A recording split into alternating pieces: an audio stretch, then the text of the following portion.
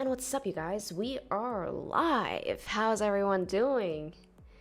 Let us know. I have Sean with me today, by the way. Sean, say hello. Let us know if you guys can hear us properly.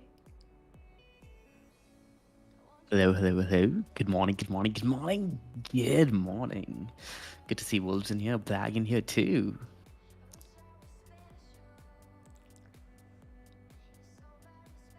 It was a very impromptu live stream. We figured we'd just go out there. We were anyways talking price action and just general market conditions. And we're like, hey, why not have this conversation on stream? So here we are. So let us know if you guys can hear us loud and clear. Do I have to adjust the volume? Also, there's music playing in the background. So let me know if you guys can hear that too. Sounds great. Man, Black, it's so early there. How are you awake? That's nuts. Like, what's the time? So it's not all that early, right? Like 6 maybe? It's freaking early. I'm always okay.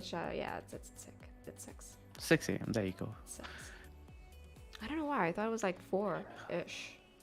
You gotta wake up early in Ontario during the winters, or you get no sun. You still don't get any sun. I mean, it's 6 a.m. there, so there's no way the sun is out. But you gotta be freshen. You gotta like freshen up, etc., etc., and get out of the house. You need that At much least more by willpower 7. to like get up at 6 a.m. in the middle of freaking winter. Attaboy, Blag. Starting your day early in Canada is like so important. So important in the winters. It's awesome, man. Good for you. 4:45. And what time do you go to bed? You must be in bed by like what, 7? Melbourne says, "Hi, how's it going, Adriano?" Hey, Adriano. Adriano. By the way, guys, Adriano is one of our newest seedlings. Yes. Welcome to the family, buddy. I'm still waiting for your introduction in the C chat. Yeah. Okay, I'll get him in today, actually. No, I set him up. Just Okay, you like did. I think Okay. yesterday. Okay. Yo, we are live. Yes, we are live. Everyone's like, they're not used to this. Yeah, it's a very impromptu live stream, guys. We're going to be going over the charts. Weird times people are spooked out in a way. You got a cool layout. You can see the chart. Oh yeah, as well. I put time into it. How do you like it? I got the chart. Nice. I got the dashboard. You know, we're looking at various things right now. So what time frame is that? Ethereum long, Bitcoin neutral? It's interesting. See, I gotta go onto the time frame, and then I gotta scroll up, and That's now the it all daily, looks messy. Yeah, it's the daily. It's the daily. Very, very interesting. Neutral. Brisbane is in here, says Scotty from Brisbane. Oh, you're in Melbourne. Okay. How's it going, Scotty? How's Joel? everyone? How's it going, Joel? Digging And this. we got all the regulars in here. Mark is in here too. Yes. It's a good Saturday. How many of you guys are spooked out with Bitcoin right here? What are you guys feeling? What's the emotions like right now?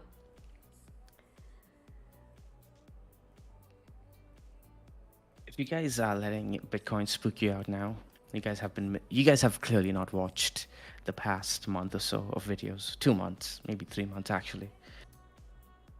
How much time do I gotta spend with you guys in the high time frames before it gets stuck in your head?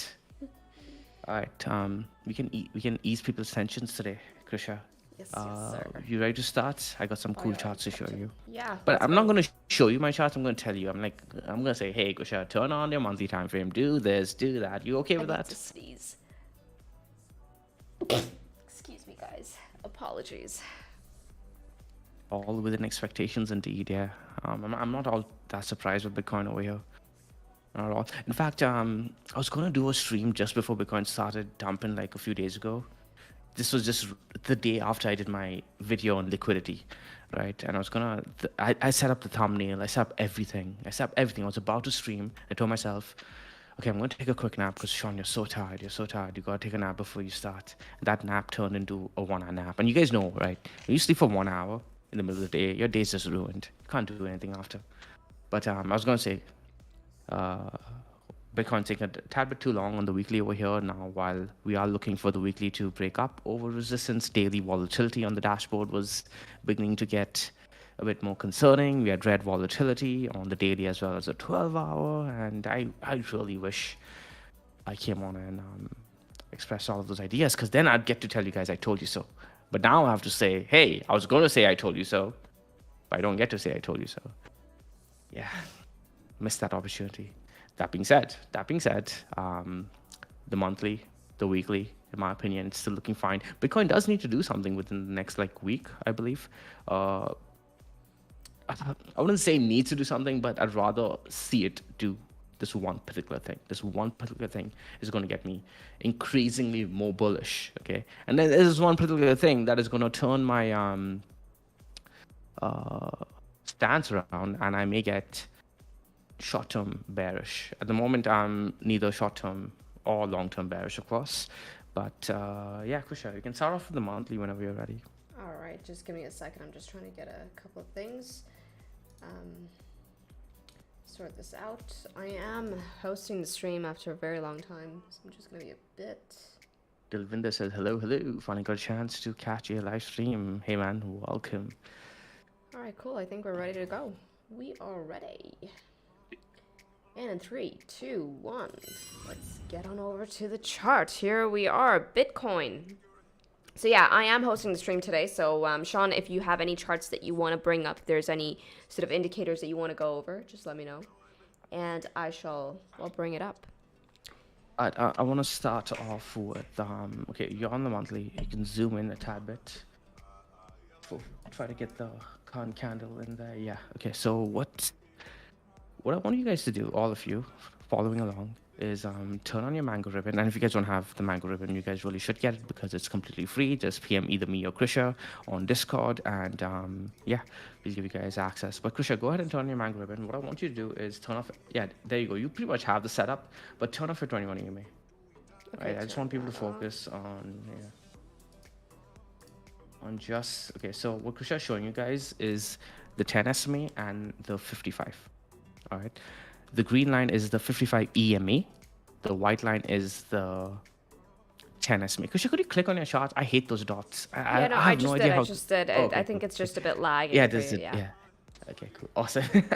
Get OCD on that. So the white line, guys, is the 10 simple moving average on the monthly, and the green line is the 55 exponential moving average. Now, we've been talking about the importance of the monthly 10 SMA for a very, very long time, like months now, and we closed above it last month. But the important bit was, can we confirm above it? Can we confirm above it? And it looks like, as long as Bitcoin doesn't close, what's the monthly 10 SMA coming in at the moment, Krisha? The monthly 10 SMA is, let's get the data window up, $21,480. Yeah, I was going to say 21,500. Yeah, so around 21,500, let's round up. As long as Bitcoin closes the month, which is closing in, what, 5 days? Less, right? It's Feb. Yeah, you got like how many? About 3 days left. 3 days left. 3 days. Yeah. So Bitcoin has 3 days to. So it's going to line up with the weekly. Yeah, almost Tuesday. Yeah. So we're closing the week on Monday, of course.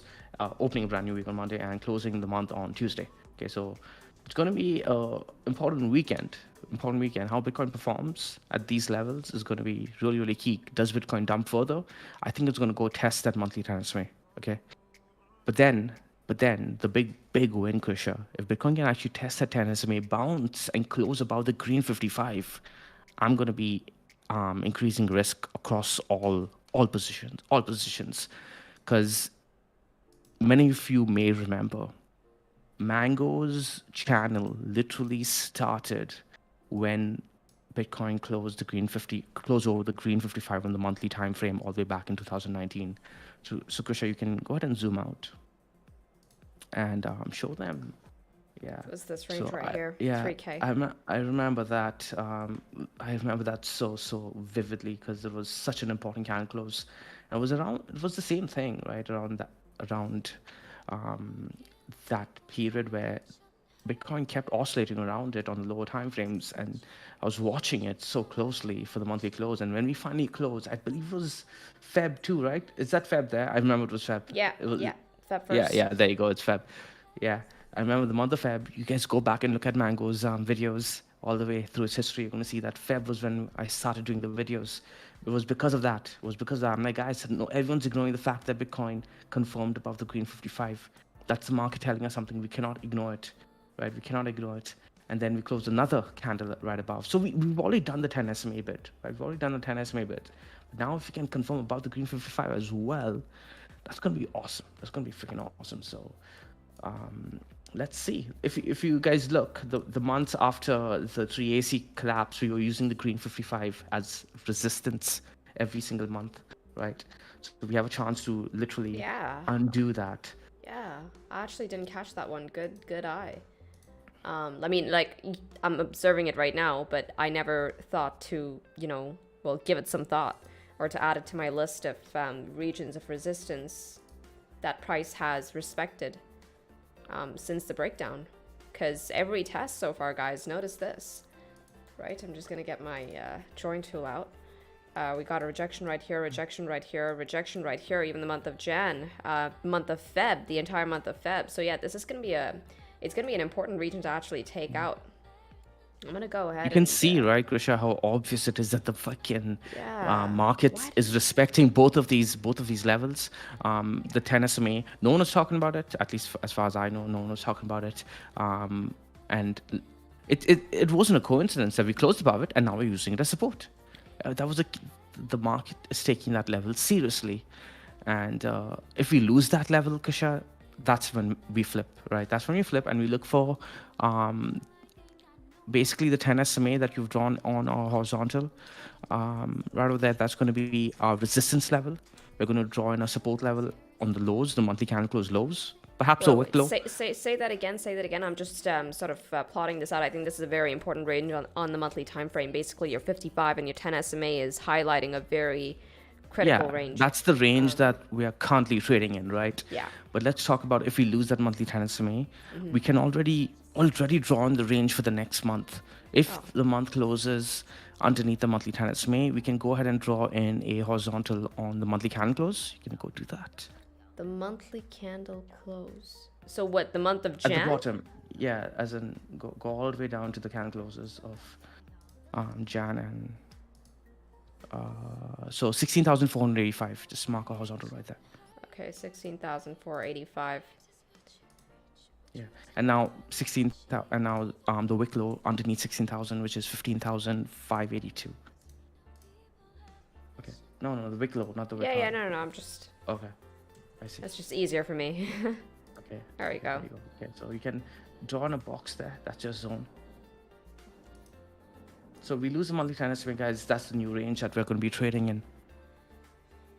Right, so all your altcoins at 2 are likely going to be breaking levels. If we lose a monthly 10 SMA, I'm going to be de-risking out of some of my bigger positions. But on the flip side, if we claim the green 55, I am going to be adding to my positions. It's if this then that. That's a very tight range that we're technically sort of oscillating within, considering Bitcoin's volatility just in the month of Jan, right? Because that monthly candle was a good 40%. Notwithstanding any of the wick action that we saw, but that was a good 40% on the volatility scale. So the month of Feb has like dwindled down significantly. So I think a volatile move is likely nearing soon for Bitcoin.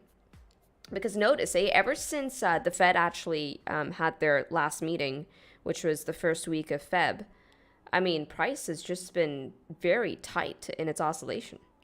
Have you noticed that? That's when we actually stopped the run. That's when things started to cool off with that previous sort of rally back in Jan. So yeah, the market got super dovish, super bullish, I guess. The Fed was dovish. Markets got bullish. And yeah, we're seeing a bit of hesitance right here, right now. But I think the technical standpoint, Jonah, it looks decent for now. We're still holding some key levels. I think the 10 SMA is a rather important region to be holding. But also I was looking at a zone for myself. Now, this is something that I had been sort of talking about.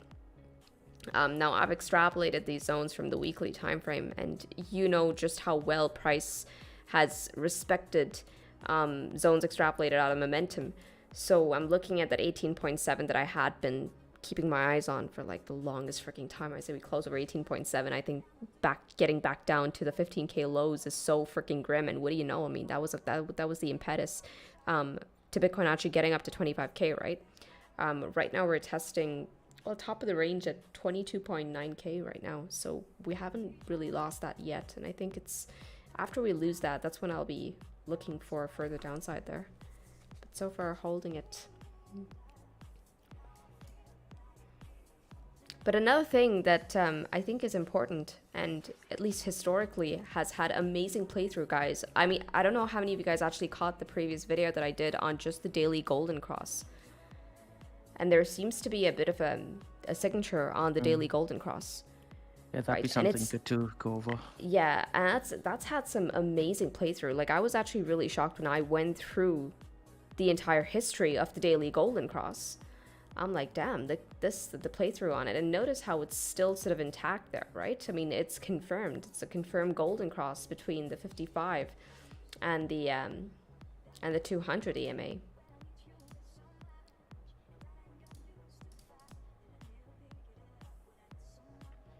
And usually the signature is that we get the golden cross. More often than not, we do see a rally quite immediately, but if we do see a pullback getting down, we usually see a pullback into the 55 EMA. But I'll just zoom out and sort of go over this with you guys one more time for those of you who did not catch that video.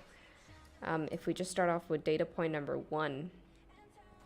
And yeah, I had a couple of filters that I used. I said that, hey, I would not be considering anything that happened in the middle of a bear market. Now, I used the filter of the 10 SMA to keep me out of the bear market zones. But usually, we never really got any golden crosses in the middle of a bear market. There are a few here and there, but even those, I sort of filtered them. The 10 SMA on the monthly time frame helped me filter those out. But yeah, if we just even get into the bear market of this right here, we got the golden cross. This was us emerging out of the bear market of 2015. We got the golden cross right here, right? Price did go on to rally, and that's when we saw the significant pullback into the 55 EMA. But notice how price never really got back down to the lows right there. That probably spooked a lot of people out, because that drawdown was not an ordinary drawdown. That was a good 40%, I believe. Yeah, very close to 40%, right, to the 55 EMA. So that was one of the most volatile moves we saw after a golden cross on the daily time frame. But if I just zoom out, notice how your cycle actually began right there, right? Yeah, we see, peaks and troughs in bull runs as well. We see this ebb and flow of price action. But more often than not, it's usually a bullish consolidation getting up into the next sort of rally for Bitcoin. And notice, Sean, I mean, just look at how beautiful these golden crosses have been, right? You get the golden cross, but there's no more fake outs. Like, that golden cross remains intact for the entire freaking cycle. Yeah, just right? Guys, when you see two EMAs that are used together, when you see them stay consistently apart from each other without crossing over and over and over and over again, that's when you know that the market is respecting the deviation between the two of them, right? So people are saying that, hey, the 55 is above the 200 EMA. I think this is a long trend, right? That's as simple as they're keeping it. And then there are other traders who, like me, who will measure the equilibrium between the 55 and the 200 and say, hey, we're a little bit too far away.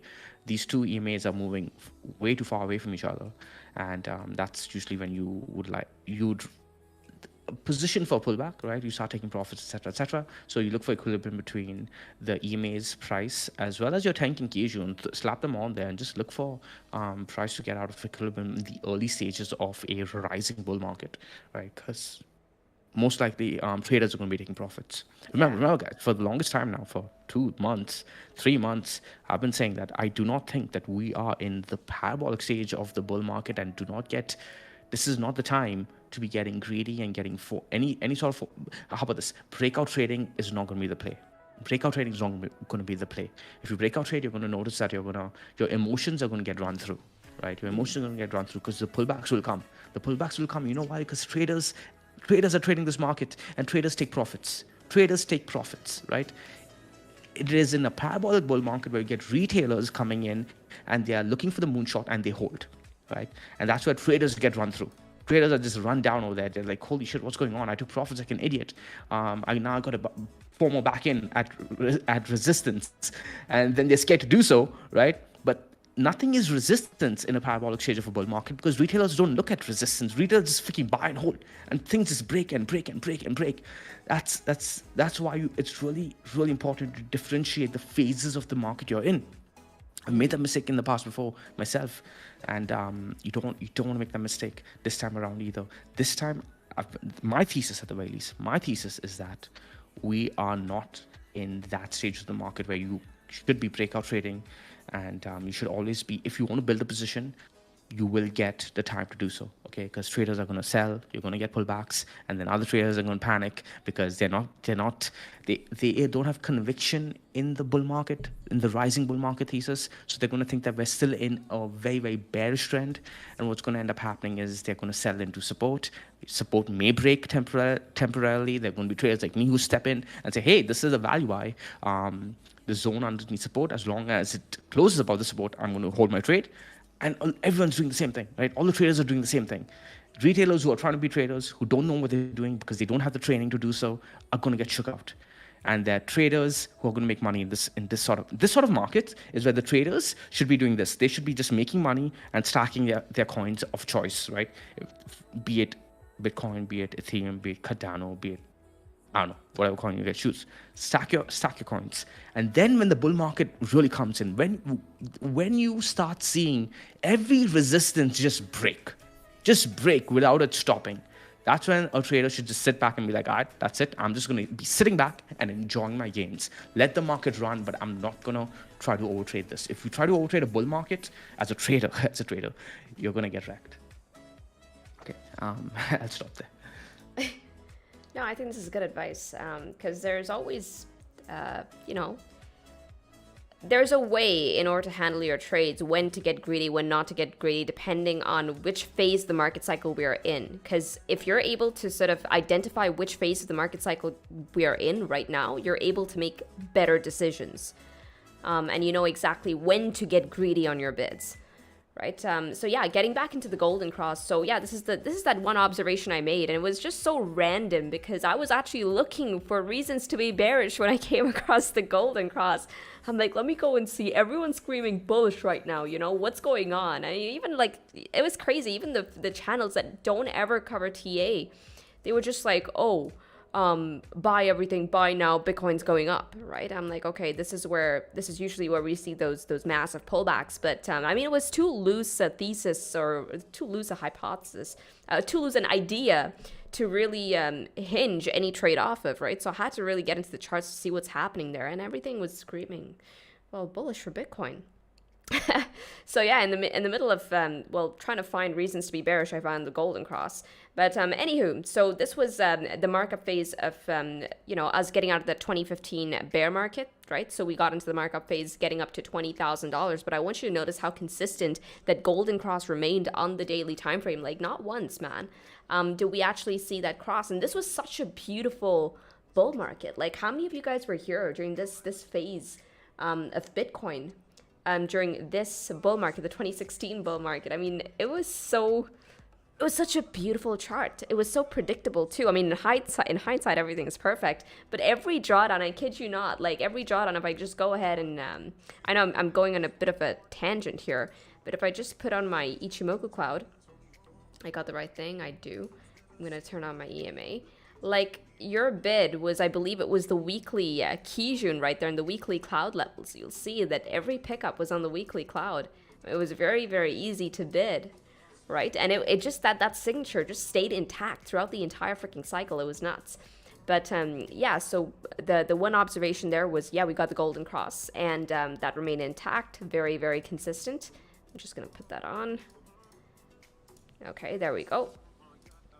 And now we get into the bear market phase. Like I said, I'm using the 10 SMA to filter out the golden crosses that I will not be considering. So this was the during Bitcoin underneath the 10 SMA on the monthly time frame. Okay, then the next time we crossed, while we were over the monthly, okay, the next time we crossed, we got the golden cross in the daily time frame was right here. So this was Bitcoin emerging out of the 3K region. Now this was that previous bear market that we had. Bitcoin emerged out of the 3K region. We consolidated on here, golden cross. And notice what happened right after, right? Rally to the upside. Now this was, my opinion, Sean. I think there was a lot of liquidity that likely flooded in. The Fed was not fighting anyone anymore, so whatever sideline liquidity was there, I think it entered these. Well, it got onto the high risk end. So we saw this crazy sort of move to the upside once again, a very, very consistent golden cross that led to a rally. Now this is when, it was during this phase that Bitcoin actually lost the 10 SMA, it was somewhere around here. And yeah, the next time it crossed bullish, well, we had all other bullish signatures that went through was only right here. This was us emerging out of COVID, right? Once again, notice the consolidation that followed. So we got the golden cross. I'm just going to zoom into this price action very quickly, okay? We got the golden cross. Price never really came back to graze those lows back at 3K. We put in a bullish consolidation. Okay, we got a bunch of higher lows. Bitcoin broke up, right? But notice the ebb and flow. Once again, you're going to have peaks and troughs, even in the middle of a bull market, even in the middle of that next markup phase. But that's usually been the impetus to, well, the next sort of run up. Right, and You then see the price action rally. that you have right now, that you Yeah. marked, that you just marked, the sort of like head and shoulders that broke down at around 11K. Yeah. Yeah, that, could you zoom in for them over there? So the psychology of that phase reminds me of what we're going through at the moment, right? We put in a bullish structure right into above a key level, leading into another key level on the high time frames, and everyone was expecting continuation. People started getting bullish after being super bearish throughout the COVID dump, etc. Us included, right? We were bearish underneath 7.2K. That was our line in the sand where we were going to flip bullish, but a lot of people were stubbornly still bearish for the entire period. That could you mark that out for them so people know exactly what I'm talking about? You're talking about this region right here, right? Yeah, exactly. So that zone over there, I remember it vividly because I was expecting continuation over there too. I was hoping for continuation and we broke down, right? It was like, oh shit. Kisha, you're moving the screen way too much. Oh yeah, no, I'm just sorry, my bad. I'm getting nauseous watching your screen. Jesus Christ. Yeah, so we broke down and then we just drifted up, and then went into the parabolic run. Right? Now, I'm not saying that that's what's going to happen this time. I'm not saying that at all. In fact, I don't think we're going to be making new highs. Until I see the weekly cloud turn green, I will not be looking for that kind of market. Right? It's just very, very simple. Look for the weekly cloud to turn green. That's when you know that things are actually going to go up in a healthy manner. But I could be wrong. We could make new highs. But if we do make new highs, it's not going to be as high as I want it to be. It's going to be like 80K, 90K, right?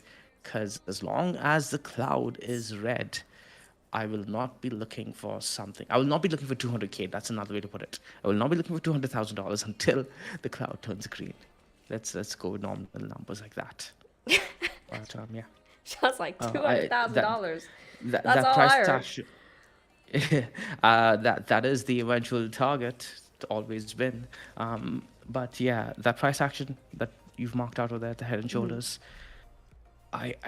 it's the market emotion is very, very similar to that period. So, if in fact you go zoom into the current price action, Krisha, I think we might be putting in a sort of bear flag right at the moment. Not on the daily time frame, but on the lower time frames, the 4-hour. Yeah, so yeah, but once again, notice just before I get there, golden cross consistency, man. The consistency of this has been pretty nuts. You should mark out the percent each time the golden cross has happened, how much how much Bitcoin has moved each time? Okay, let's start from this. I mean, technically we can also count on this cycle right here, but I don't think Why I not? have Just too go. much. Okay, let's do it. Um, from that golden cross to the peak, that was a good 23,000. 23.8%. Oh my God, 23,853% for Bitcoin. The next cycle where we got the cross right here all the way to the top, that was a good 7,278. We can see these cycles compress, of course. This region right here is a 3K up to 14K. That was the first time, right? That was 190% on the first go. Then the second go happened during the COVID phase. I'm just gonna get rid of these nasty squigglies. Okay, and You're let's missing take one it. just before the COVID phase. You're missing No, one. so that's the thing, right? When it comes to these, so the way I sort of broke it down was add filters.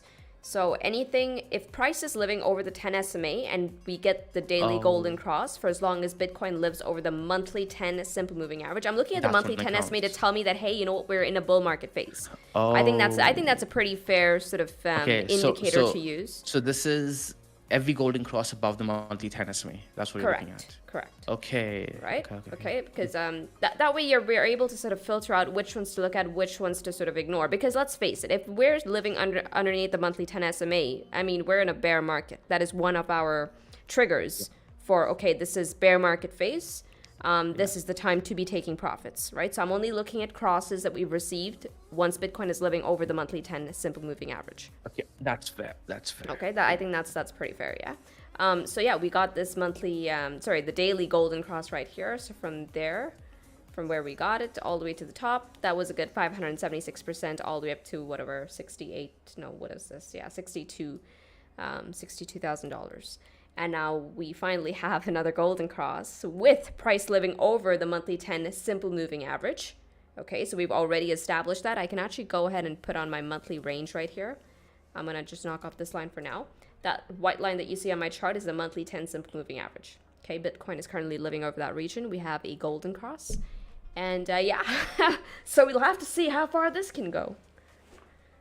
My targets are around 40,000, right? 42,000, Yeah. 48,000, perhaps 35,000. You could see some resistance. But You got like a pretty solid thesis on that. What level is sort of lining up with that again? One of the cloud there's a, levels? yeah, the weekly cloud. Yeah, weekly. Then there's the Fibonacci levels as well over there. Let's go ahead and check that out, okay? So, Yeah, yeah, you turn on your. 37K. I like how the cloud is widening up. Interesting. Turn on my what? No, I was just gonna say you can use BLX, and it's alright though. You don't need to. I guess Bitstamp has enough price action. I started using the Bitcoin index Yeah, chart that's good too. thingamajig. So if you look through the history of Bitcoin against the weekly, you're going to see that it usually pokes its head above the cloud. After a long bear market, it pokes I'm its head sorry above the about cloud. this. This is me marking out the monthly zones. This is when I actually covered it on my daily video. So that was all the monthly zones that I was not looking at. But let me just get rid of everything for now. Sorry. Apologies, guys. Apologies. You can just hide it. You don't need to delete it. Yeah. I'm just, there we go. How sick is that? Look at me all organized. Okay, yeah. So say that again. What do you want me to look at? So if you scroll, go back to the beginning of Bitcoin's history. Oh, Bitcoin's history. Okay, there we are. Yeah. So we didn't have the weekly cloud back then, right?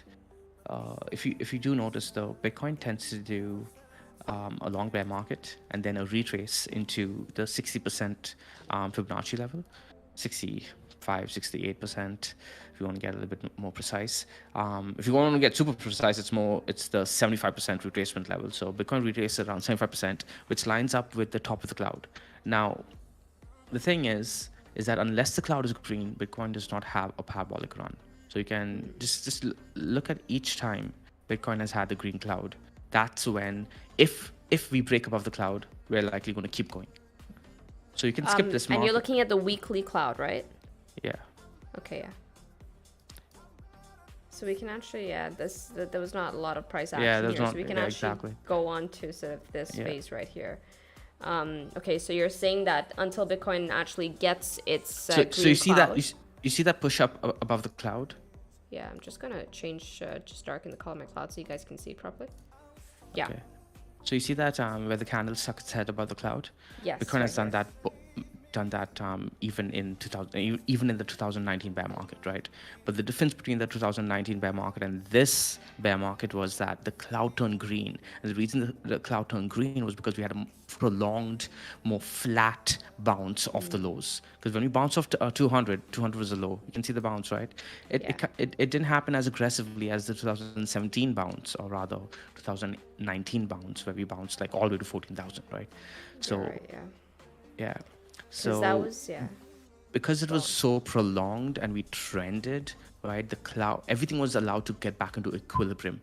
And trading within equilibrium is so important. And the more I mature as a trader, the more I realize that equilibrium is really key to understanding when to take profits. And you can see that markets were a lot more in equilibrium, which is why that bull market of 2017 felt so spectacular, while the bull market of 2022, 21 didn't feel as spectacular, because everyone says that, hey, it started from the COVID run, which is around $7,000. But in truth, Krisha, you and I were discussing this. The bull market, like if you divide it into two phases, the rising bull market and then the parabolic stage, then you begin to understand that, you know what, it actually really started all the way back in at the 3K zone, right? All the way back in 2019. That's where it started. So that's a 20x from 3K to 60K, right? But Okay. measuring from high to high, if you go from one high to another high, you're going from 20,000 to 60,000. That's only a 3x, right? I think that was a mistake everyone was making. Yeah. Because we looked at the previous high, Bitcoin went from 1,000 to 20,000. So that's a 20x. And this time we were expecting something as crazy. But the truth is that Bitcoin did do a 20x from when we got the signals. All the signals were lining up over there, right? Monthly 10 SMA, monthly 55 was weekly 200 served as the perfect bottom for the market. Right. Yeah. Yeah. So okay. So let me just ask you some questions. Okay. So just so that people sort of understand. You're saying that we were able to have like the sustained run all the way to $20,000 during this markup phase right here. So the market stayed in equilibrium the entire time. Because of this equilibrium that the markets actually had here. And actually this was pretty prolonged now that I look at it, right? If I just take it from the lows all the way to when Bitcoin actually managed to break out, and notice we had not even taken out the tops right here. The top was at 1,259. Bitcoin only got there. Oh my God. Look at this. Only Look at 546 days later. Yeah. And it was a very slow, very slow drift to the upside. So you're saying that if we get something like this during this run up, where things remain in equilibrium, we could potentially see a bull market like this one? Yeah, exactly. Okay, and if we see a volatile markup like we saw right here, then I'd be expecting a pullback. Then you'll be expecting a pullback to something like this magnitude. Maybe not withstanding the COVID dump, because I think this was like a black swan event, because no one could have really anticipated that. You guys need to understand that you're not going to know. Anyone who says, I know for sure that this is going to happen and that's going to happen, and we're going to bounce over here, you cannot possibly know, because how much we dump is going to be dependent on how much we pump over here, right? How much we pump is going to be, well, it's left to be seen. So if, for example, we go only up to like around 30,000, 32,000, and then we start having a pullback, I'm not going to be expecting a massive move lower, right? It's all relative. But if we go all the way up to like 50K, 55K, then I could say, you know what, a 50% dump is is on the table. We could visit 25K again. But I'd be saying the same thing at 30,000. If we start pulling back at 30,000 and that's where the market decides to pull back, I'd be saying, hey, we could visit 20,000 again, which is pretty much the same nominal value, but in terms of percent, it's not that much, right? 30,000 to 20,000 is not all that much in percent. But if you go from 50,000 to 25,000, that's 50% up. Yeah.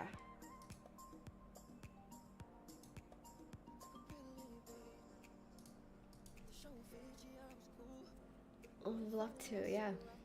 I wonder if we get a nice slow drift to the upside. What would you want, Sean? I don't care one way or the other. Because if we get a big move, that's very very tradable. If we get a slow move, all coins are very very tradable, right? At the moment, my thesis is that we don't get the big volatile move. Like the way the market was shaping up initially, I was like, damn, we may actually get another volatile move. But I think we may not get that. Again, that's just my thesis. I really don't know which one of those moves we get. My thesis, though, my base case, the way I'm trading at the moment, is that we don't get that big snap like we got in the previous market. Either way, I'm positioned for both. And I'm not as positioned for the slow move, which is why I'm kind of getting into position for the slow move.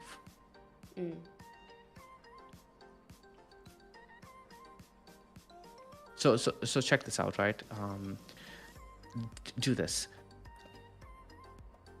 From in the 2015 bear market, right? If you go ahead and mark the low to where we popped our head above the cloud, count the amount of days.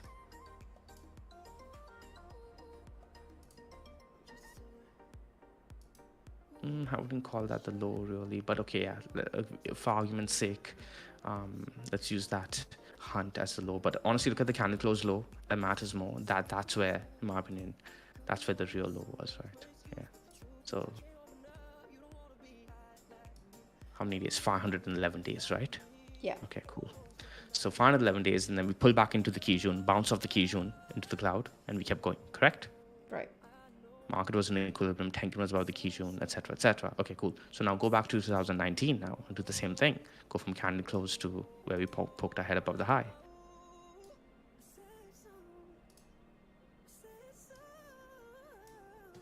I'm just gonna get rid of these brushes.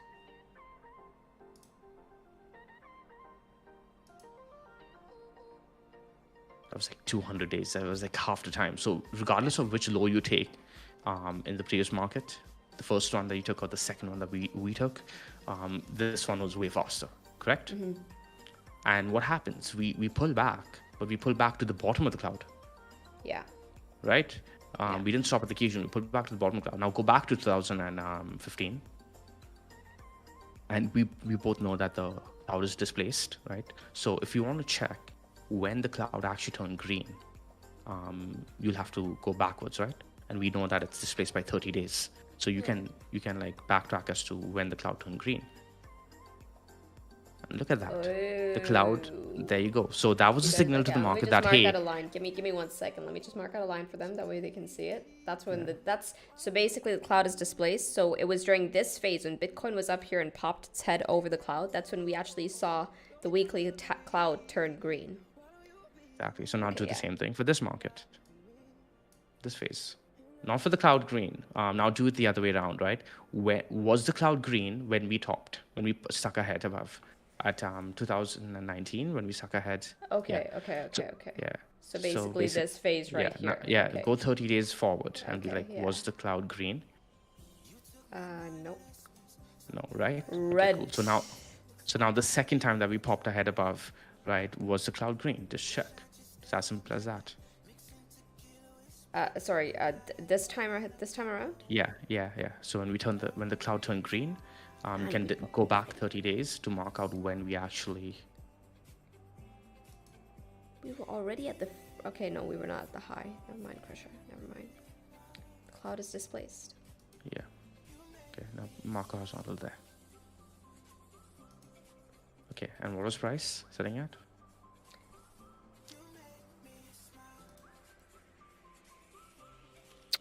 11,000. Yeah. Yeah, that was 10,800 if I remember correctly, because I got an ultra bullish on that monthly close. We closed the month about 10,800, and I'm like, that's it. Every signal has triggered now. Cloud is turning green. Monthly has closed about 10,800, which was, I believe, the monthly Tenkin Kijun combo. Everything like turn on your monthly now with same template. Right? This is why multi-time frame analysis and keeping an eye on the bigger picture, guys, will always capture you the bigger wins, right? That was the big signal, guys. That was a big signal right over there, right? And we just kept going after that. Every dip was a buy. Every dip And I was a think buy. this also lined up with was it here? Actually, no. Never mind. It was here. My bad, guys. Yes, This is yeah, what there you're you looking go. at. Yeah. Sorry, I was There you looking go. at That the makes wrong it. side. Okay, yeah, this makes more So sense. you see how we dip back into the Kijun, right? This right also after lined that. up with the Bitcoin halving. The Bitcoin halving was, I think, just 2020. prior to that. Yeah. And Yeah, it was yeah. the month. It was the month prior, though, right? That's what I meant. And any dip after the Bitcoin halving that comes in, guys, any dip that you see, like historically, every time we get the Bitcoin halving event, and then that's when you see the first big dip getting to the event, because the people are usually in anticipation, they're already pricing in the halving, right? We get the dip. That dip is usually a buy the freaking dip opportunity. Historically, you go back, you back test this stuff, mark out the event on your chart, and look at every dip that's coming right after the event. And more often than not, we do get the dip. And that has usually lined up with, that was that last dip that you got before the euphoric stage of the market.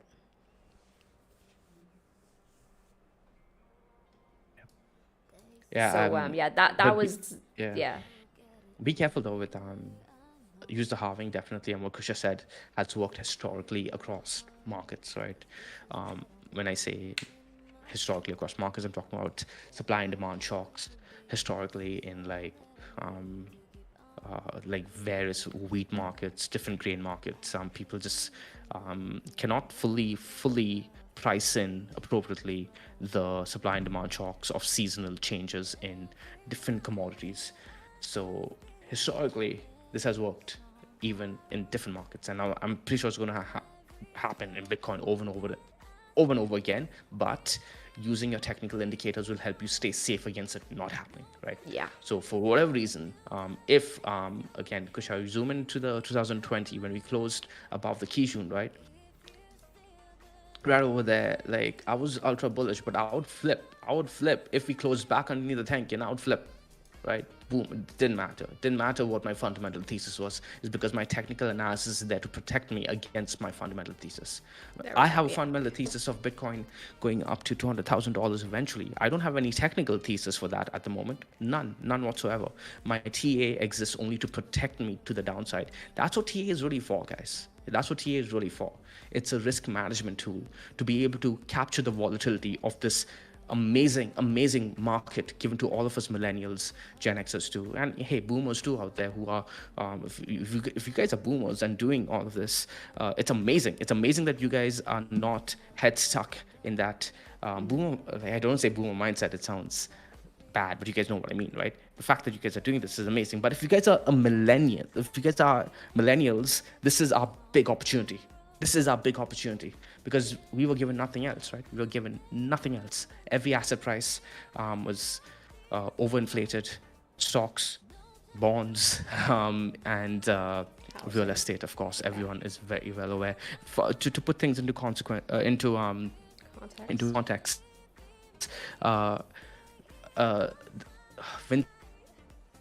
Recent Blockworks podcast, he says that the younger generation has been completely getting screwed over. If you want to get an understanding of that, all you have to do is measure the cost to buy a single share of of the S&P back in 1980, measured against wage growth, and do the same cost today. So back then, to buy one S&P share, SPY share, it cost 4 days of work. 4 days of work. Today it costs 4 months of work, right? So that's 120 days of work. So back then, it costed only 4 days of work to buy a SPY share. Today, to buy a SPY share, it costs 120 days, right? So that's how overinflated assets are for millennials. But Bitcoin isn't, right? Ethereum isn't, and your other shitcoin that you're when I say shitcoin, I just mean altcoin, right? If you guys have a fundamental belief in it, it could very well be the coin that flips Bitcoin. It could be like everyone talks about the Ethereum flipping.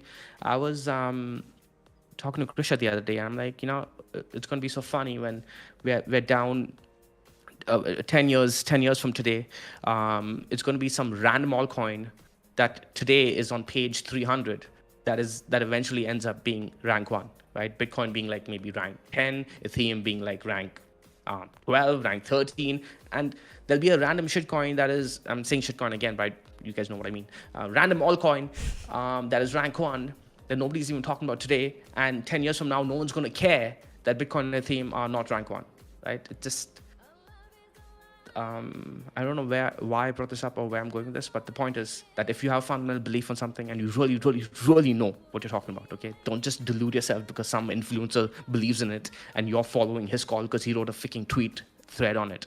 If you're trading it based on that, just know that there are going to be traders like me who are going to be dumping on you when the markets get parabolic. So yeah, know what you're buying. Like really make sure you know what you're buying.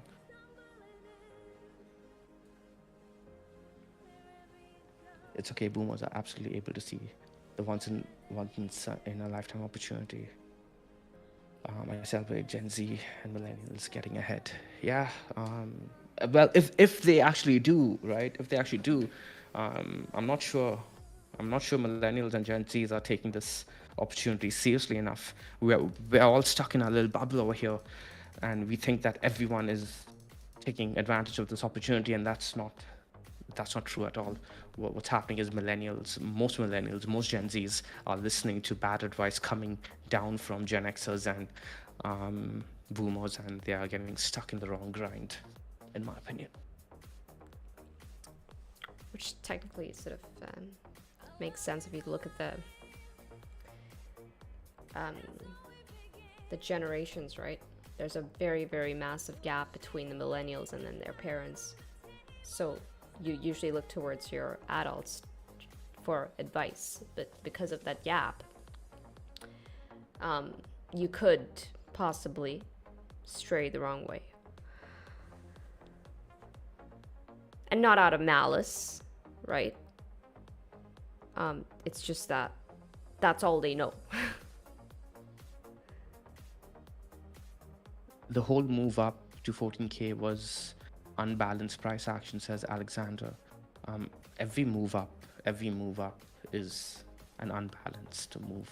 That's why prices move, because things get out of equilibrium, right? Always. Yeah. And that's what technically Sean was talking about in terms of in these volatile sort of run-ups, say this 1 to 14K, that's when things are completely out of whack, things are out of equilibrium. Very not like what we got right here during this market phase of 2016. So when we see run-ups like this, that's when you could potentially, build a thesis for a deeper sort of pullback, or more of an intermediate downtrend. It's more like an intermediate downtrend or an intermediate bear market in the middle of a macro bull market. So that's the thing about trends, right? You have like a total of 3 trends. 3, right? So you have your minors trend, you have your intermediate, and then you have your major, right? So this was more of an intermediate downtrend in the middle of a macro uptrend. So when things get out of equilibrium, like we saw much like from the markup of 3K all the way up to 14K, we could then expect there could be a thesis for an intermediate downtrend to follow to get things back into equilibrium.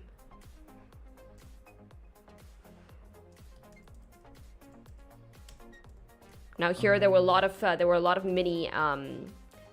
minor downtrends in the middle of a macro uptrend. We didn't see a single intermediate downtrend during this markup phase right here.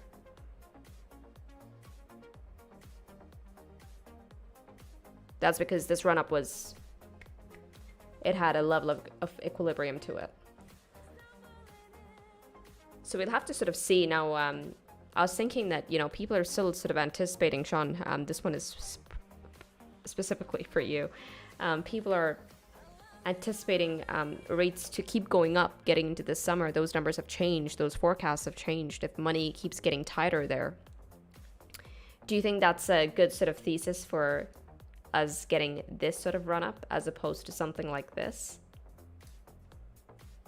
Sorry, I was reading the chat. What was your question again in regards to rates? I'm saying that if money keeps getting tight, which it is right now, and in fact, the rate forecast getting into this summer has increased, okay, if money keeps getting expensive, even getting into this summer, do you think that the markets would be more aligned for this sort of market cycle, much like what we saw back in 2017, the run-up phase of 2017, as opposed to this phase right here, as opposed to the 2019 bull market? Do you think that would be like a good sort of backbone to that thesis? I would say more like 2016, but a lot more subdued. Like a lot less exciting for people. Why a lot less exciting? Because, well, okay, so the denominator matters, right? When you're looking at that period over there that you've marked out from 2016, 2018, 2017, that money was getting cheaper, right? When your denominator is getting weaker, it's going to get reflected in an asset that has increasing adoption while limited supply, right? It's going to get reflected. But when you start strengthening the denominator, even though you have increasing adoption, so the increasing adoption bit is going to still have the numerator have price ascend, right? But not as much, because the denominator is going to have a more subduing effect on the actual nominal value on price. But when you have a denominator that is weakening, like we had in 2017, it's going to have a more inflationary effect on the nominal value of price. But if you think back to 2017, yeah, Bitcoin was sitting at 20,000, but how many houses was it buying for you, right? Because 2017, houses were, remember 2017 too, Canada had a bubble, right? But at the time, it seemed like a bubble. But now you go back, you'd love to buy those prices, correct? It's going to be the similar story with Bitcoin too. The nominal value is always going to seem so expensive, but like the denominator matters. So if the denominator starts getting strong, you may never need Bitcoin, right? Bitcoin will increase through adoption because there are going to be other countries that need it, right? Argentina, African countries, Nigeria, etc., etc. But if the dollar keeps getting strong and people are happy with that, if they can actually maintain an ever increasing strong dollar, hey, I won't need as much Bitcoin anymore, right? I'll be like, okay, cool. I'll just save in the dollar. But if the dollar keeps weakening, I'm going to save more in Bitcoin. It's simple. You can't get religious about these things. You gotta know why you're doing what you're doing, and if that thesis changes, if that's no longer a problem or a thing, you gotta just change your direction, man. Yeah, that's a good point. I didn't sort of consider it in that sense. I should have. The denominator is important because if I'm not mistaken, the economy was very, very weak during this phase of the market. In fact, rates were already so freaking low. So the market was just waiting on sort of commerce and the velocity of money to sort of pick up. The rates were already freaking low. That was a stark difference between this phase right here and what we're going through right here. Exactly.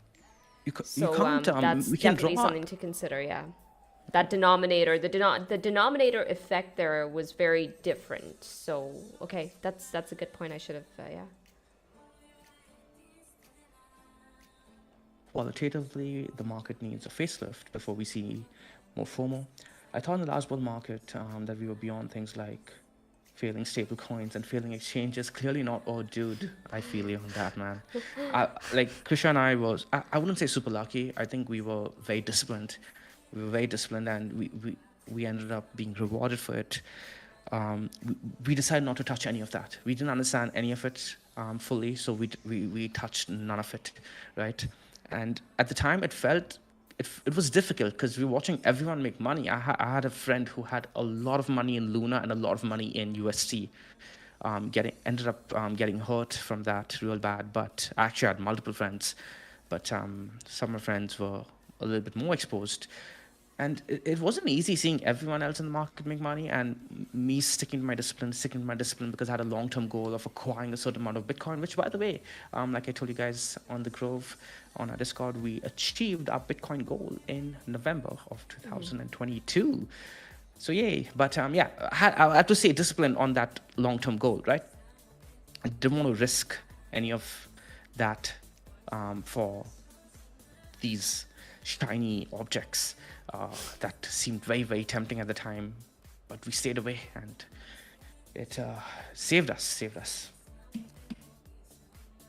So yeah, guys, the devil shall approach you in these markets. Clearly, I honestly, guys, I did not expect it to. Even though we were very, very loud about being very careful, we didn't expect something of that magnitude. Holy shit, man. I thought Mount Gox was... I used to ask people, man, what was it like to deal with Mount Gox? What was it like? It must have been crazy, man. I feel so jealous that you got to experience something like that. Because no, really. Because as scarring as it was, it's the kind of thing that you get to tell war stories, right, to your kids. Well, now I ask the same people, was the Mount Gox thing worse or was the FTX thing worse? And they're like, hands down FTX. Hands down. The FTX thing took everyone by surprise, right? Mount Gox was more of a, again, I wasn't there, so I can't speak for it, but it was kind of like everyone knew it was a shady exchange, but you didn't have too many options, so you just were kind of forced to do it. FTX was like hosting the Super Bowl and shit like that, right? They were like hosting stadiums and shit like that. Like, yeah, it's like they were sponsors for like a lot of very, very big. He was going to the White House. He was sponsoring politicians. Oh my god, man. On the nerve, though, eh? You got That was nuts. That was nuts. Crazy. Yeah, there was an entire thesis of that really subduing the price of Bitcoin, because technically people were trading Bitcoin on the exchange, but they were not holding any Bitcoin. So maybe the finality of people's Bitcoin accounts was only when they decided to withdraw from the exchange that would sort of force the exchange to go in. Well, they probably had an automated sort of system on the back end, basically going and buying the Bitcoin to allow the user to withdraw. But the general sort of thing is that was technically putting some downward pressure on the price of Bitcoin and ETH, any of the mainstayers, because if you looked at their balance sheet at the end, they barely had any of those, key assets. $3,570 CME gap from 2005 2019 is a $16,950 gap from Jan 2023. Question is, which lever from will we... Okay, so essentially, yeah. Oh, yeah, exactly. I like how you're thinking, Harry. I like how you're thinking. Exactly, man. Exactly. So everyone's like, oh, hey, we have a gap, which means we have to fill it immediately. Like, immediately. No, you guys need to start thinking like how Harry is thinking. And that, hey, it could happen here. It could happen at 30,000. It could happen at 40,000. It could happen at 50,000. All right? We don't know. When markets are dumping, when markets are on its downtrend, that's when you look towards the bearish gaps. When markets are on its uptrend, you look towards the bullish gaps. You do this as a protective measure. Kusha, could you turn on CMEs? I want to talk about something else. Absolutely. So I don't want to move the chart. I'm sorry if my chart moving is making some of you guys nauseous. But yeah, CME is right here. Oops, sorry. Before you do that, turn on the weekly on Bitcoin. With the green 55, the weekly 200 MA and the weekly 200 exponential MA. Just show only that, nothing else. That was a lot of things that you just said. You gotta repeat that. Weekly 200 EMA, weekly 55, and what else? And weekly 200 exponential. Boom. You can turn off everything else. Yeah, there you go. Okay, cool. So you guys see this, right? I did a dedicated video. Well, not dedicated video, but I spent a lot of time talking about this in one of my videos. This resistance level is going to be key, and the fact that the market didn't reject off it immediately was a bit was a bit nice to see. Now everyone has their eyes on this, which is legitimate. I'm not saying they shouldn't. This is going to be key. We talked about how a lot of the bears are going to be shorting over there. A lot of the bulls are going to be taking profits over there. And if we see the opposite, if price clears, you're going to see bears close out their shorts, which is essentially buy pressure, and you're going to see bulls flip long, which is again more buy pressure, right? So that's a key level. Now switch to CMEs, Krisha, and watch how things look a tad bit more different over there. Turn off your horizontals. You can see how CMEs are kind of using the 200 exponential moving average as a resistance level that has now flipped into support, right? So I'm wondering whether we start seeing this 200 exponential moving average on the CME chart actually start having a positive slope, because at the moment it has a negative slope. Actually, it has more of a flat. No, The slope is yeah. flatlining. Yeah? It's not flatlining. positive though. It's not. No. It's not aggressively positive It's at the very least. yeah, it's negligible. It could swing either way depending on price action that follows from here on. So it's more of a flat line slope right now at 0. If we do lose that 200 exponential moving average on CMEs though, then we can start looking towards that gap getting filled, right? There's a gap over there, you can see it. But for now, we kind of got to respect that. It's not going to be perfect. You're looking for like 2 can closes. But yeah. What was I going to say? I was going to say something else and I'm forgetting. But I have a couple more charts that I did want to talk about, but I'll let you. No, go ahead. I mean, this is just a general sort of stream. If there's anything that you guys are spotting as well, like on Bitcoin's chart, and you guys want to go over it, I'm gonna go use the washroom though, real quick, so you can have your time with them. I'll be right back. But getting down like on the CME gap fill. Whew. Getting down to these levels that are on, like, you guys know that I've been talking about the bull run triggers, right, that I've been looking at, and historically they've all played out really well. Now I have multiple of them to keep me safe, to for it to all sort of serve as various filters for the entire bull run trigger system that I built. The thing is that, like, right now so far we got a total of 3 out of 4 that have already gone off, right? Many of it is hinged on the dynamic. We have some hinged on the monthly Stokes, the monthly oscillators, primarily. Bitcoin getting down to 21K really honestly negates many of those triggers, unless of course we close over. Like essentially what I'm saying is that price wicks down here. If we have to fill the gap on this instance and then close over, then perhaps, I mean, you know, it's still, the entire sort of system still stays intact. But yeah, price closing there will negate many of the triggers that went off. So it deactivates all of those triggers once again. And historically, like, I wonder, you know, the monthly 10 simple moving average, have we ever, like, taken it out only to close under it? You know, I'm not sure. I haven't really back tested that. Perhaps we can do that right now. Have we ever taken out the monthly 10 SMA only to lose it right after? So that's the monthly 10 right now. Let's go ahead. So I'm looking, in fact, let me just go on over to my index chart, because the way I've done this is that I have highlighted the zones, the previous sort of, I'm just going to get rid of all of these squigglies. Okay. So now these are the bear markets where, you know, Bitcoin basically broke the 10 SMA on the monthly time frame. Let's go ahead on over to the monthly. There we go. So yeah, every time Bitcoin broke the monthly 10 SMA, that was the entire bear market territory. I was sort of using that to filter out my golden crosses on the daily time frame to basically allow me to establish whether or not it's a golden cross worth looking at. So I want to see if Bitcoin has ever sort of taken out the monthly 10 SMA emerging out of a bear market only to lose it then. So on this run up right here, we took it out, but never broke back down underneath the 10 SMA. Notice we just sort of trended on that. That was our very first one, the second bull market for Bitcoin. How about this phase right here? So here we got a bit of a fake out. So we did close over on this bear market of July 2015.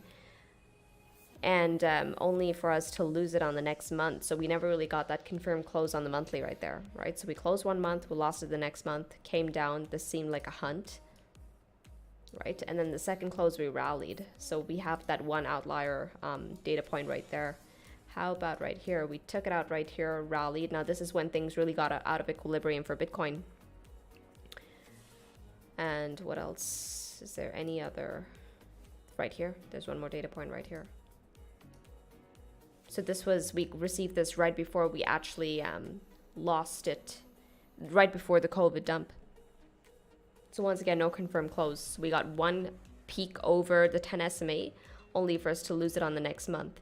So that was the tell them that, okay, something different is happening here, be careful, right? So you can actually rely on these various sort of filters, these various bull run triggers, I'd like to call them, to gauge whether or not we could, how powerful is one side. Can we actually see that drift from, bearish to bullish? And how intense is it? So that's when you see a shift in overarching pressures in the market, buying pressure versus selling pressure. So we got that no confirmed close. So notice how we only had one monthly pop up, lost it on the next month. That was telling us that something very different is happening. However, emerging out of COVID, as soon as we took it up, notice how we got confirmed closes over the 10 SMA. Now, this was that entire consolidation period that we saw on the weekly, on the daily time frame as well, right? That's when there was a bit of a chop here. However, consistent higher lows on price action. Abundantly clear once again just by looking at the candle closes, the candle lows right here. So that stayed put. Now, this time, this is the first time since, back then that we actually have it. So we did, and notice how this candle, the month of Jan, closed ever so slightly over the 10 simple moving average. And so currently we're holding it as support. However, I'll say this, we actually lose that 10 SMA as support. I'll be expecting a deeper pullback there. Yeah, same here. I'll be expecting a deeper pullback, guys. That 10 SMA, like the first time we can't got it, be bullish to only one side, right? And, that's going to be essentially, hey, bull trap. We're so close. We're so freaking close, though. I mean, it's very, that's the thing. Volatility, like this entire month of Feb, volatility has compressed like freaking significantly. But Sean, I mean, just look at this. I mean, the two instances that we did get it, okay, the two instances, which was right here. This is during the bear market phase of 2015. We did close over, only for the next month to lose it. Notice how we went and sweep the lows. Okay, back at around that $167 region. The next data point that we had, wherein price closed over, only for us to lose the next month. Once again, we sweep the freaking lows of the previous down bear market. I mean, that was a 3K dip, of course. Okay, yes, I get it, Yeah, Outlier and then 2 event, months black later, swan we event. went on to have the biggest bull market of all time, right? Yeah. So if we get it right now, it's probably going to be better than having it happen the way it happened during COVID. Oh yeah, hands down, So hands down. that's my point. If we see a pullback sooner than later, it's actually going to be healthier for everyone in the long run, right? Everyone, because it's like going to shake out even more overzealous bulls. So Yeah. So I'll say eyes on how the month closes relative to that 10 SMA. If the month closes underneath the 10 SMA, guys, it's not like something to get depressed about or anything. It's just more opportunity. It's just like, and I'm not talking about, oh, hey guys, it's more opportunity to buy lower, etc., etc. Not that cliche shit. Like more, it's a new trading range to trade for your altcoins. And honestly, if you're trading altcoins and you're long-term bullish on altcoins for like spot positions, you almost want Bitcoin to lose those levels. Because just take your random altcoin and it's any like let's use Phantom for example, since we should David on Phantom very recently. Phantom has rallied from what, like 20 cents, and it's sitting at like 45 now, right? I'll get on over to the chart. Give me a second. There we go. So the earlier you can build or the lower the price you can build your long-term conviction on all coins, guys, the more consequential that gets during the actual bull phase, whenever it does come, right? Understand that if you get in at around 50 cents on Phantom, you're going to need another 50-cent move for every 2x, right? To double your money, you need a 50-cent move, okay? Now, when prices get to, like, let's say $1, okay, you're thinking, damn, it needs to go to $1.50 for my next 2x, okay, or now from $1.50 to $2 for my next 2x. Now that gets easier in terms of percents as price goes higher and higher, right? So for example, if you're at $5 going from, if Phantom reaches $5, which is not, again, if you're in the parabolic bull stage, it's not hard to see Phantom at $5 because I think it got up to $3 in the last bull market, right, Krisha? Yeah. Okay, so let's say it's at $5. Now suddenly it needs to go from 5 to 550. It's not all that much, right? But when you get in at 20 cents, it's that much easier for you to get that next 2x and the next 2x and that next 2x. And the difference between someone who gets in at like 10 cents and 20 cents and versus someone who gets in at 50 cents is freaking huge, guys. It's huge because the X's that you get happen so rapidly during the last stage of the bull market that you are so willing to take profits, scale out your profits, right? Because just like your X's just repeat and repeat and repeat every day. Every day you're going up 2x, 3x, 4x, 5x. It gets crazy. It really gets crazy. So there's a big difference when it pertains to altcoins. That's a really good point, especially the point of taking profits, right? When you get like those good sort of positions in.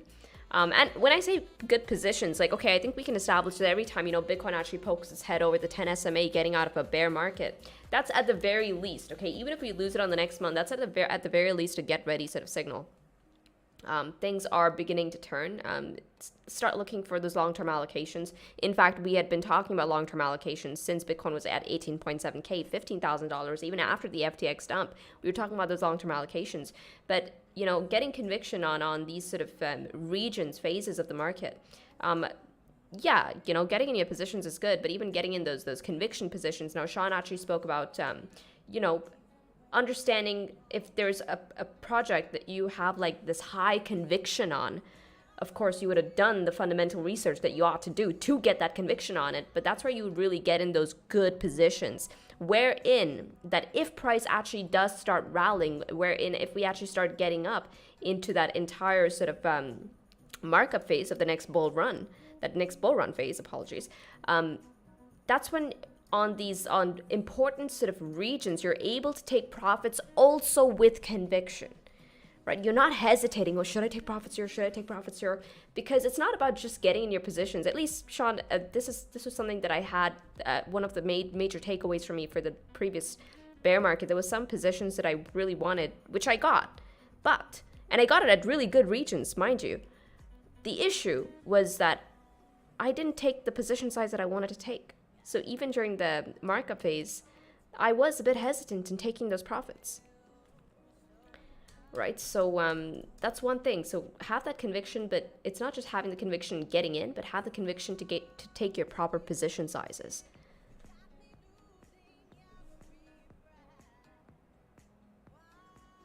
Yeah. It's nothing worse than having conviction on a trade and not getting positioned appropriately. That's going to be like the worst feeling. Yeah. Because you're just like, oh, shit, I wish I got a bigger bag, You wanted to count for something. You waited that long. Imagine anyone who freaking bought, say, FTM or an FTM's chart. FTM right here, they had conviction in the project. They really liked the fundamentals. And FTM even had really great fundamentals during this phase. I mean, we were looking at FTM, Sean. And anyone who actually got that conviction to get in a position, but more importantly, get in a position size that was deserving of their conviction, they're the ones who managed to really, really juice out this entire run up. And no regrets, even if they got out during this phase of the market as opposed to catching this. And I mean, on the chart, on the chart, it doesn't look like much, right? But from this local high all the way to all-time high, that was still a good 398%. They would have still been okay cashing out right here because they capitalized on what? Say even if they got in somewhere here, right? They capitalized on a good 15,158% to the upside. Let's put things into perspective. To use an example, if you guys want an example of what I'm talking about, in regards to the X's get exponential, take into consideration that I had a pretty sizable bag of FTM at sub 1 cent. Yes. Okay, just think about it. So every 1 cent that it ticked above after the dollar level, guys, okay, I was like Xing my bag, right? I would have X'd my bag, but I didn't have the conviction to hold on to the position, and I ended up losing the position. And it was like, I'll tell you guys that story another time, but that was a moment in my trading history that will never leave me. But that being said, think about that. Think about it. I had it like sub 10 cents, sub 1 cent. Go back to the bottom. Yeah, Tisha. sorry, So, apologies. it is under 1 cent, right? Like, I don't even like thinking about it because I don't even think, was it even on Binance when you were looking at it? no, We I were was trading looking, it we on were actually, KuCoin or something like yeah, that. It wasn't we even on were looking, Binance. it was not even on TradingView. Yeah, FTM was not even on TradingView. yeah, We were using it another was. charting tool. Yeah, it It wasn't was even not, on you TradingView. found it less than 1 cent because the price on this chart right now is at Yeah, it was less than 1 cent. Yeah, there you 0.003. go. So it was like sub whatever this is. So you guys, you know why I sold? I sold there. There. You guys see that? No, that's 2020. No, you don't have the entire price history. No, I don't, because I mean Okay, no. this is all I have Yeah. available to me. That's Yeah. why we were using a different sort of charting Yeah. tool, because it was not on TradingView. Yeah. Yeah, but imagine, do the percent gain. But From conviction matters more than just like this was having. a good 10 106,000 18%. Yeah. 106,000 18%. Yeah, that conviction matters. It's about having conviction and also taking the appropriate position I would- size for your I conviction. don't think I would have ever held on, right? I know friends who are a bit ridiculous enough to hold on to something like that. No, but I don't think, I disagree. I think you would have. I think it's very important to have, because you have a TA background. Yeah, because but you Kusha, understand market cycles. I needed to go through that to be able to even get to where I am mentally, right, as a trader. That moment was important. guess. Like sometimes, so yes, had I had all the knowledge I have right now, maybe, right? But that was key. That added to who I am today. So that's why I don't. While these things, I look back at these things and I go like, oh, effing sucks. It's made me who I am today, right? It's true. Your resume is always going to be a list of all your struggles in life, not your victories, right? Nobody cares about your victories, really. People want to know what you struggled through to get to those victories. That's how I'd hire someone at the very least. That's profound. That's deep. Especially in the world of trading, right? Because there's so much that you learn from. But hey, guys, if you are like making mistakes when you're trading, and if you're anything like me, and you're not noting down your freaking mistakes, you're not gonna end up, really making sure that you don't repeat that. So every time I make a mistake, I'm writing it down. And then when I have to put on my trade, I'm actually going over those mistakes that I made before. I'm a huge FOMO queen in the middle of a bull market. Like, that is one of my major weaknesses. You can ask Sean. Like, I'm like, buy it all. Just buy it all. It's my birthday. Get me some shit coins. Christmas, I'll take some shit coins. But yeah, it's a weakness. I've started sort of taking notes to make sure that when I'm getting into a position, I'm not falling victim to those mistakes again. Right? A lot of seedlings know that I was a huge thing into, I just couldn't help myself with these freaking breakout buys, man. And it used to screw me over so freaking much, just breakout buying. It was the most ridiculous thing ever. And even in the middle of a bull run, you can get greedy on your bids. And what was really sucky is that my TA was very good. And I knew that, okay, these are the various pullback zones that I can gun for. But I was just so trigger happy with getting into position. Let's just go. Buy it all. And then when price pulled back on me, I always used to like get into this emotional state where I'm like, oh shit. I could have gotten a better bid. It's becoming a difficult position to handle. And you know what? These like take FTM for example. Now this is something I had back tested for you. This is the monthly time frame, but it's okay. We are able to see the entire sort of market cycle. This is the macro cycle, right? This is it right here. And in the middle of this, and this is something that I'd mentioned earlier in the stream, is that you're going to get major trends, you're going to get minor trends, you're going to get intermediate downtrends. And notice that these were all intermediate downtrends in the middle of a major cycle. And if you buy in before one of these intermediate downtrends actually take place, you're getting screwed. Because let me tell you something, okay? Now, this is a major trend. We've established that. But what is this intermediate downtrend? What is that percent pullback? Let's go ahead and check it out, right? Even if you have to take it from the candle closes, apologies, wrong tool. Take it from the candle closes to the low, to when it bounced. You're sitting to a 58% dump. 58%.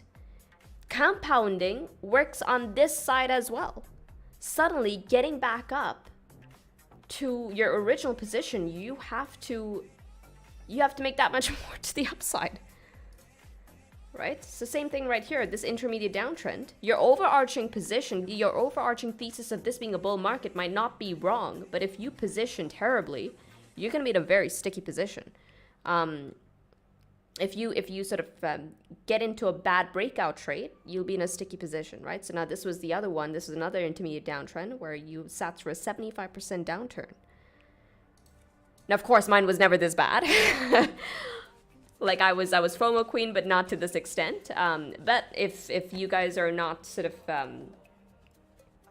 your foundational base of just technical analysis is not good, and you're jumping in to breakout buys worse than me, then you could be jumping into the beginning of one of these intermediate downtrends. Yeah, that's a good point, guys. Again, I want to re-emphasize an idea that I talked about in the beginning of the stream. When I said TA is a risk management tool, not a, hey, I'm going to make profits tool. Another way to look at TA is that it tells you what not to do in a bull market, right? Because you tend to want to just buy all the time. Well, it tells you what not to do, and buying up against resistance when you can easily get a cheaper buy at a pullback. If the market pulls down like 30%, for it to get back to its high, it's like a 50% move, right? So think about it that way. So a good 35% down move, if it bounces from that 35% up move and makes a new high, you've captured a good 50% win already. And in a bull market, all coins will pull back 35% almost all the time. Almost all the time. They will always come. Like that's one thing I told Kusha too. I'm like, Kusha, okay, cool. We missed a lot of altcoin buys that we'd like to get into. That's all well and good. But remember, the 35% dump will always come. Just wait for it. The 35% dump will always come. And then when it bounces back to its all-time high, considering that you believe in your thesis that it is a bull market and you're waiting for it, that's a 50% return right there, just for it to get back to its not all-time high, its local high, right? So I think we can even test Phantom on that since we're right there. So 66 cents, and it pulled back to 41 cents, which is the 37% drawdown, right? And now if it gets back up to 61 cents, that's a 61% return right there, right? So in a bull market, you're looking at this, right? Yeah, I'm looking at the daily. Okay. Oh. No, I'm looking at the daily, the current price action. Like it bounced all the way. It bounced all the way to 61 cents, right? Well, it drew down to 41. That's a 37% drawdown. If you look at the daily here. Yeah. There we go. And now if it gets back up to its high, I think it's best for you to show it to them on the daily. On the daily, yeah. My bad. I've said it like 3 times. Come on, focus, girl. Just taking a sip of my Coke Zero. Just like, give me 1 second. I'm fighting my mic here. Okay, so let's take it to the candle close, right? To the candle close, that's good 33%. Now, if we take it from where price is at right now. But why? I'm talking about if you buy at the candle close, if it draws down 35% and you get the drawdown of 35%, like 30 to 35%, you're always going to get in a bull market. You just wait for it. Like, make a list of your altcoins that you really like. And in a bull market, it may seem like things are not going to draw down, but it always draws down around 30%, which is huge. Which means that if you go anything more than a 3x leverage at the top, you are liquidated, right? Think about that too. Yeah. Damn, yeah. Trading on leverage on these coins. Careful. But yeah, FTM is one of the neater charts. Now, for those of you in the Mango Prime group, I actually put this entire kick-ass freaking signature that I found on FTM, especially on the macro and the intermediate trends.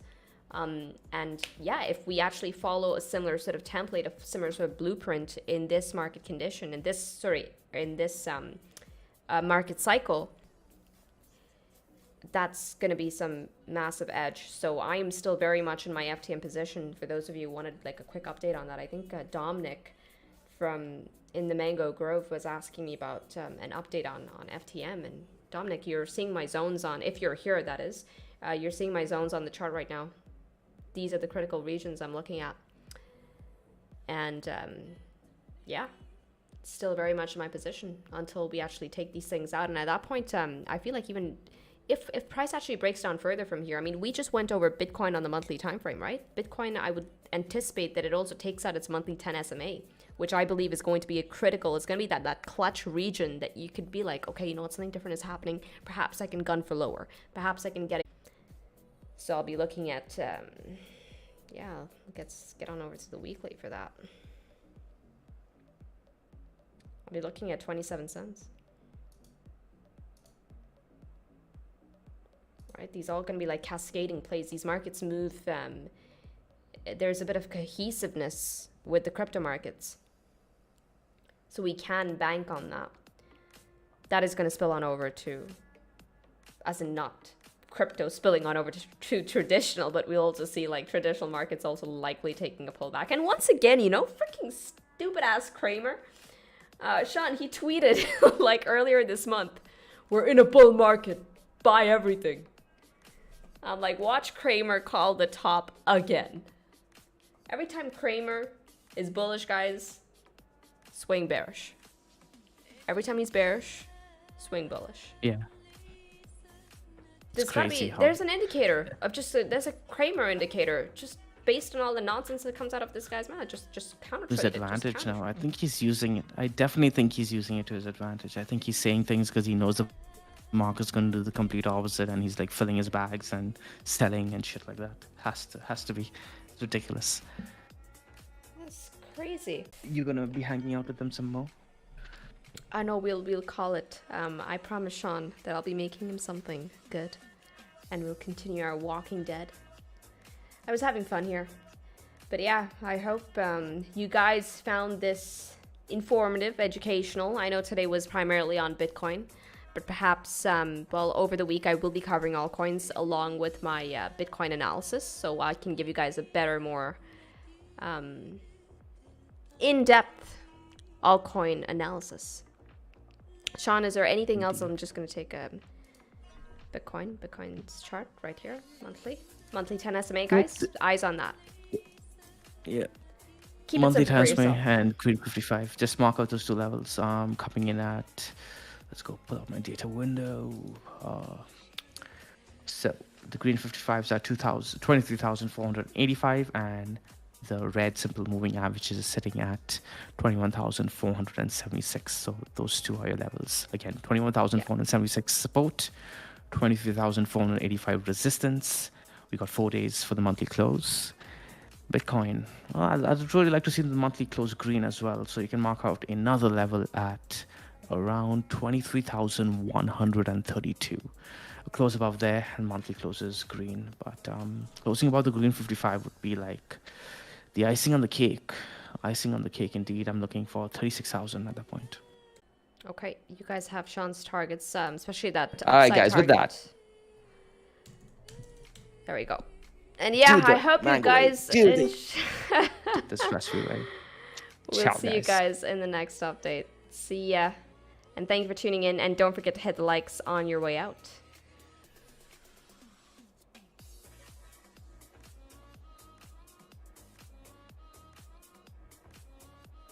Ciao, guys.